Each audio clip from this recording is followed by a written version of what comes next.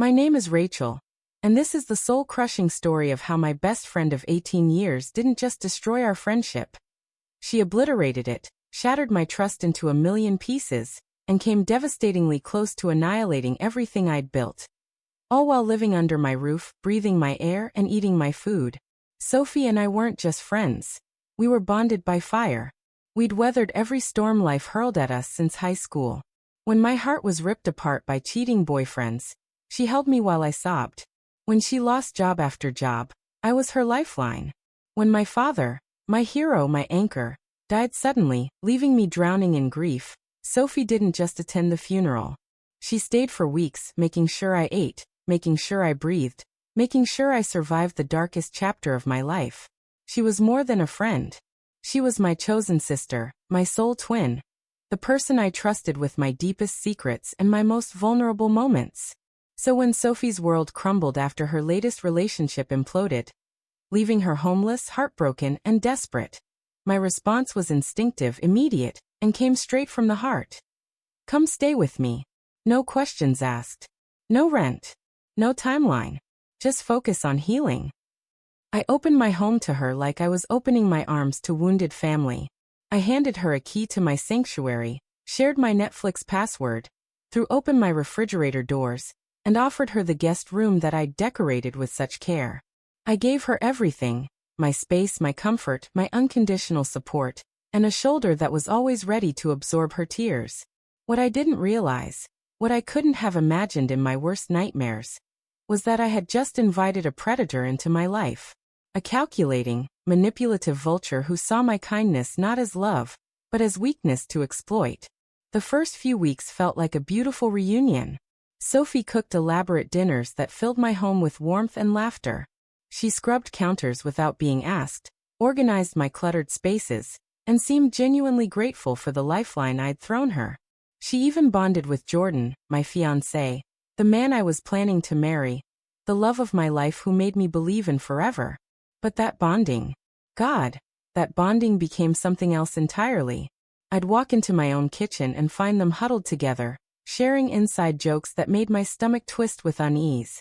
They'd be whispering like conspirators, their heads bent close, their laughter a little too intimate, a little too secretive. When I'd enter the room, they'd spring apart like guilty children, their conversations dying mid-sentence. I told myself I was being paranoid. I told myself that jealousy was poisoning my perception. These were the two people I loved most in the world. Surely they were just becoming friends. Surely I should be happy that my future husband and my best friend were getting along so well. I wanted to trust them. I needed to trust them. So I swallowed my growing unease and forced myself to smile. But the little violations began piling up like paper cuts, small, seemingly insignificant, but collectively bleeding me dry. Sophie started treating my belongings like her personal shopping mall. She'd disappear into my closet and emerge wearing my favorite dress, my designer jacket, my most treasured jewelry. When I'd gently mention it, she'd laugh it off. Oh, this old thing. I thought you wouldn't mind. We're practically sisters, right? Then she began mining my phone for professional contacts. She'd scroll through my client list while I was in the shower, jotting down names and numbers for her freelance opportunities. She'd charm information out of me about my business relationships, then reach out to them directly, positioning herself as my business partner or collaborator, without my knowledge or consent. The social media posts started next, cryptic, passive-aggressive messages that felt like daggers aimed at my heart. Every time I shared good news, a work promotion, a vacation with Jordan, an exciting life milestone, Sophie would post vague, venomous tweets within hours. Some people don't deserve what they have.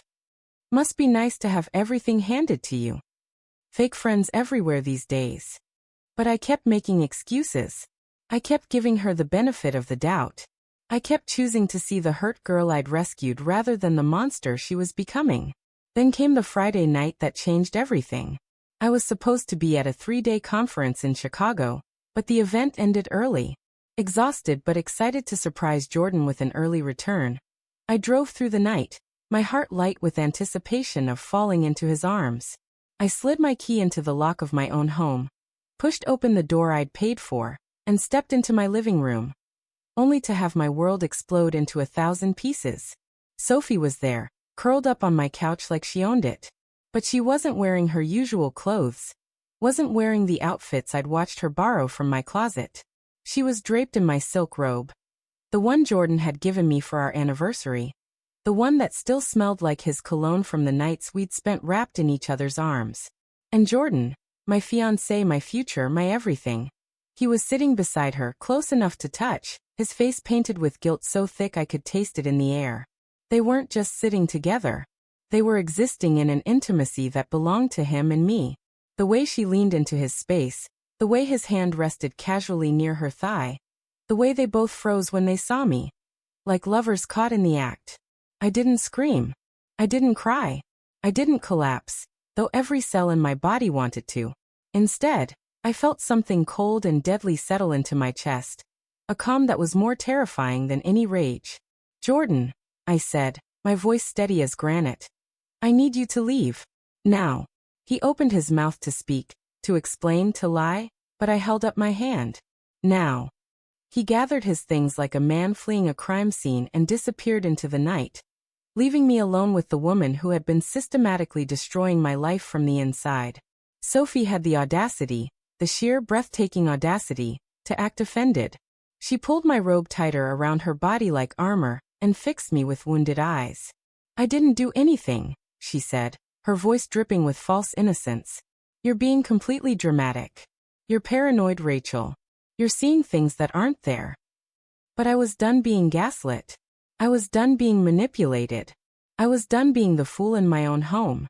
That night, after Sophie retreated to her room with injured dignity, I sat alone in my living room and accessed the security camera footage from our hallway.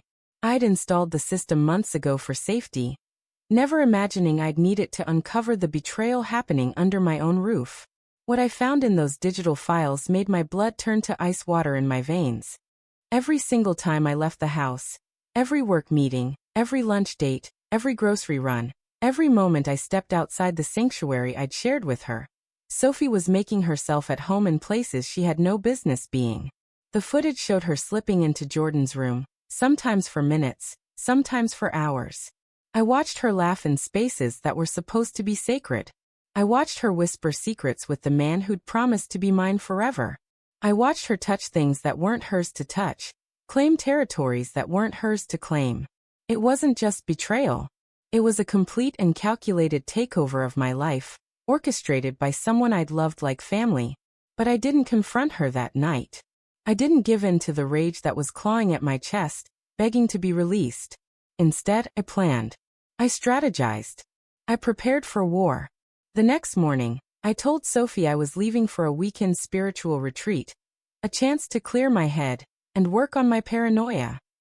She nodded sympathetically, probably already planning how she'd spend her alone time with Jordan.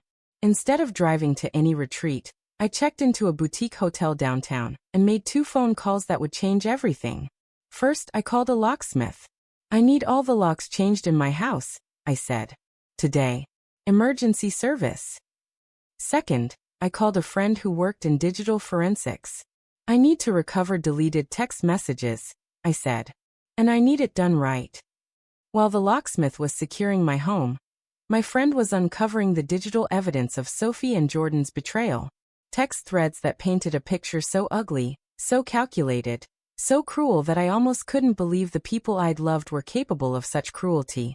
The messages weren't just flirty, they were strategic. Sophie had been playing a long game, systematically undermining my relationship with Jordan, while positioning herself as the better choice. She'd been feeding him lies about me, twisted versions of private conversations we'd had, painting me as unstable, controlling, and unworthy of his love. "Rachel doesn't appreciate what she has," one message read. "She takes you for granted. She doesn't see how amazing you are." "I can't believe she's so blind to your needs," another said. "If I were in her position, I'd never let you feel unvalued." And Jordan, the man I'd planned to marry, the person I'd trusted with my heart, had been eating it up, responding with messages that made me feel physically sick. "You understand me in ways she never could. I think about our conversations all the time. This feels so right, even though I know it's complicated. They'd been mocking me behind my back, dissecting my insecurities, laughing at my trust. I was a joke to them, the naive friend and girlfriend who was too stupid to see what was happening in her own home. But the cruelest messages were the ones where they planned their future together, casually discussing how they'd handle the Rachel situation once they were ready to be public with their relationship. "She'll be devastated at first," Sophie had written. "But she'll get over it. She always does. She's tougher than she thinks." "I just want to make sure we do this right," Jordan had replied. "I don't want to destroy her unnecessarily." How generous of them to worry about destroying me unnecessarily. Armed with screenshots, changed locks, and a heart full of righteous fury, I crafted a social media post that would expose their betrayal without stooping to their level of cruelty. I didn't name names. I didn't have to. I simply shared the story of a woman who'd opened her home to someone she trusted, only to discover that person was systematically destroying her life from the inside. I included carefully selected screenshots of the most damning messages. The ones that showed the calculation, the manipulation, the complete disregard for my humanity. The response was immediate and devastating. Within hours, my phone was buzzing with messages from friends, family, and acquaintances who'd put the pieces together. Sophie's reputation crumbled like a house of cards in a hurricane. Jordan tried to contact me. Phone calls, texts, emails, even showing up at my workplace with flowers and excuses. Too little, too late. I mailed his engagement ring back to him in a plain white envelope with no note, no explanation, no closure. He didn't deserve my words. As for Sophie, she spent the next few weeks bouncing between the couches of friends who now viewed her with suspicion and disgust. The same social circle that had once embraced her warmth now saw her for what she really was. A user, a manipulator, someone who would betray even her closest friends for personal gain. Some people tried to reach out to me, offering comfort, expressing shock, sharing their own stories of betrayal. Others, surprisingly, blamed me for airing dirty laundry, or being too harsh in my response. Those people showed me exactly who they were, and I filed that information away for future reference. The healing process wasn't instant or easy. There were nights when I lay awake, replaying 18 years of friendship, wondering how many other moments had been lies. There were days when the loneliness felt crushing, when I questioned whether I'd ever be able to trust anyone again. But slowly, gradually, I began to rebuild. Not just my life, but my understanding of what real friendship looked like. I learned to distinguish between people who celebrated my successes and those who resented them. I learned to recognize the difference between someone who needed temporary help and someone who viewed my kindness as a resource to be mined. I learned that real friends don't require access to your entire life to prove their love. Most importantly, I learned that sometimes the most loving thing you can do, for yourself and for others, is to set boundaries that protect your peace, even when those boundaries hurt. I found new friends, people who understood that friendship is about mutual respect, not mutual exploitation. I discovered that there are humans in this world who will celebrate your joy without trying to steal it, who will support your dreams without trying to hijack them, who will love you without trying to become you. The guest room that Sophie once occupied became my home office, a space where I built a business that was entirely my own, surrounded by success that no one could take credit for but me. The living room where I'd found her wearing my robe became a sanctuary where I host gatherings for people who genuinely care about each other. My home became mine again, filled with laughter that wasn't tinged with deception, love that wasn't conditional on what I could provide, and peace that wasn't threatened by hidden agendas. Looking back now, I realize that Sophie didn't destroy my life, she revealed it.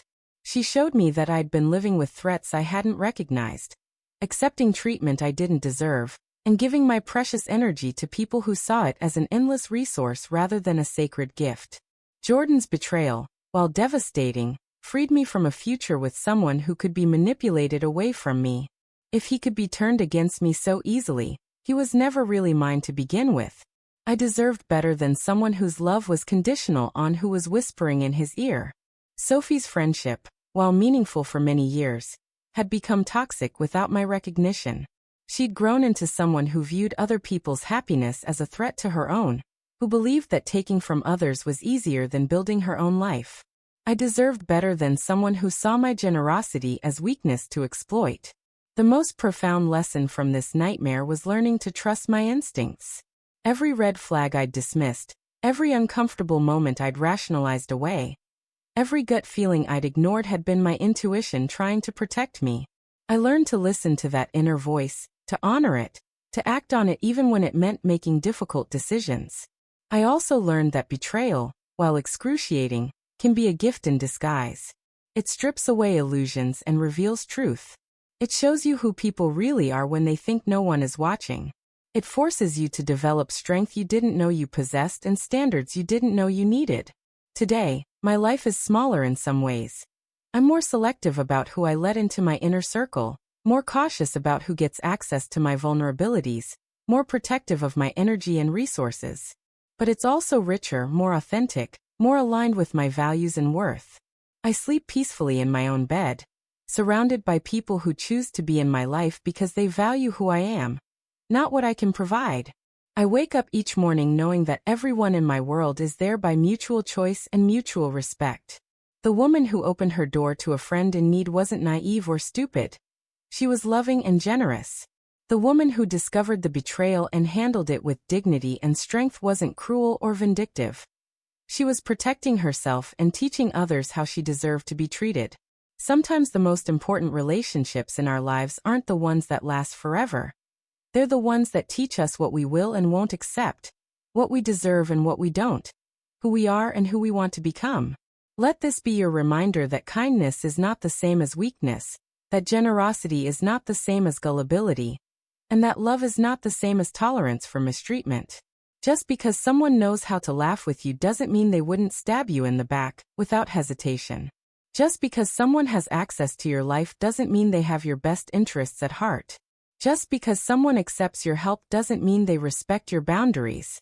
Sometimes, the most dangerous person in your life is the one eating your food, sleeping under your roof, and smiling to your face while systematically dismantling everything you've built from the inside out. Trust your instincts. Protect your peace. Choose your inner circle wisely.